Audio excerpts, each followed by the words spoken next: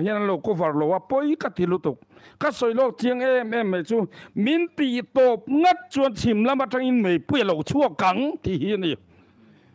chu ma bin ka soi dai to ti chuan a lo chuak ta chia renga ani thum nia chuan lo chuak ta ni hi chu wang chuan ani khat nia khan chuak ngal turin ka nga ya i mei a chuak to em ka tia i chuak lo an lo tia zoram chunga me chuak to em an tia ka tia chuak lo an tia chuan a tu khwa lo war le a tu ka khan ka zot le a engma chu tiang chan china om lo an lo ti le mak ka ti em a tu le i he tu na ka pu i cher lai me khian ni ta in ka sia ni thum le zan thum ti hi aril ruwa hian lo oma engi om zia le ama engi nianga o tu ber hange ka ching to lawa chuan in ni thum le zan thum ti hi karil ruwa om renga engi om zia le tin min zo ta chung ka sheru renga ma se ka chang talo ka nui to ba ta chuan ani thum na ni a tak mai chuan e kharau thiang lim ni lovin kan ram chia na tur kal kong atana biruk na tur kal kong atana nim thing sing cha chu aron al chan ta mai ni chu lalpa shem na ni hi kan tok don ti hi chiang ta le ni zaina hian chu eng tin pon thel tum mai la wa na changa lo tanana na chu eng wang ye thel mit theyang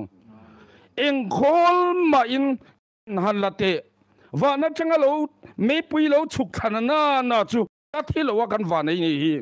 he kru se thi ipi to hun a chuan kan in ro pui hi aron kan chan thuang chu chiang takin thengil su amen hallelujah chim lam pang khan thengil mia su hallelujah amen chu lom chim lam pang a hat na thing don kan ti thina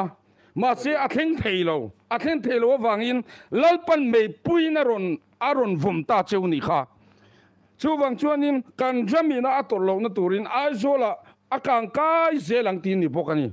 wang chuan he me pui hi i chutia ang me mai chel mai chin ni don lo wa na changa ron tanana na chu engtin ma kan chel thei don lo wani chu wang chuan ai zola ron thlen mai hian bia buk in chung thiang hlimi luwa khatang u ti kha ka soi du ni hallelujah amen chu ta po chuan lalpa mi te au ti rang u i hallelujah thosil tu pa ngai ni lovin lalpa mi te au chu ti rang u kan veng chunga hian pathian mi man tunge tin jong ang u kan veng chunga hian pathian ni na thu a siat ti hi tunge tin jong ang u helaya mi emo dinglama mi emo veilama mi emo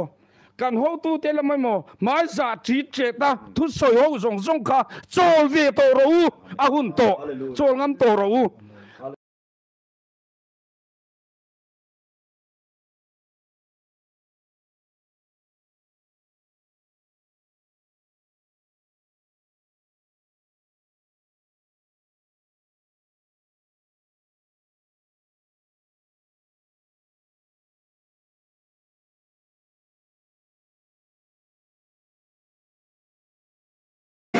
kulai aku tu emunin aloha la ti chuan a chak lok he ti lai a hianin rasive pa in khang nu lo me ka a hal amu vele tlan tha a hal tu chu tlan singal dei maya man lowa